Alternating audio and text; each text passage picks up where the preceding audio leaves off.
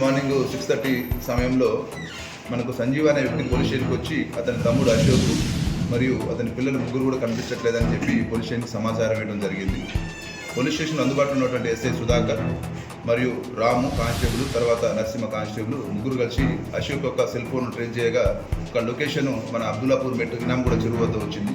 మా కానిస్టేబుల్ రాము మరియు నరసింహ ఇద్దరికి అక్కడికి వెళ్ళగా ఈ అశోక్ తన ముగ్గురు పిల్లలు తీసుకొని కారులో ఆ చెరువులోకి ఆత్మహత్య ప్రయత్నం చేస్తుండగా మా రాము నరసింహ ఇద్దరు కూడా అతన్ని బయటకు తీసుకొని స్థానికులు మరియు అబ్దుల్లాపూర్ మెట్టు పోలీసు వారి సహకారంతో వాళ్ళని నలుగురిని కూడా బయటకు తీసుకొచ్చి కాపాడటం జరిగింది. ఆ నలుగురిని, తండ్రిని మరియు ముగ్గురు పిల్లల్ని పోలీస్ స్టేషన్ తీసుకొని వచ్చి ఏం జరిగిందని అడగగా మన అశోక్ వ్యాపారం చేస్తున్నాడని, దానిలో భాగంగా అప్పులు చేయడం జరిగిందని, ఆర్థిక ఇబ్బందుల వల్ల ఇలాంటి నిర్ణయం తీసుకోవడం జరిగిందని చెప్పడం జరిగింది.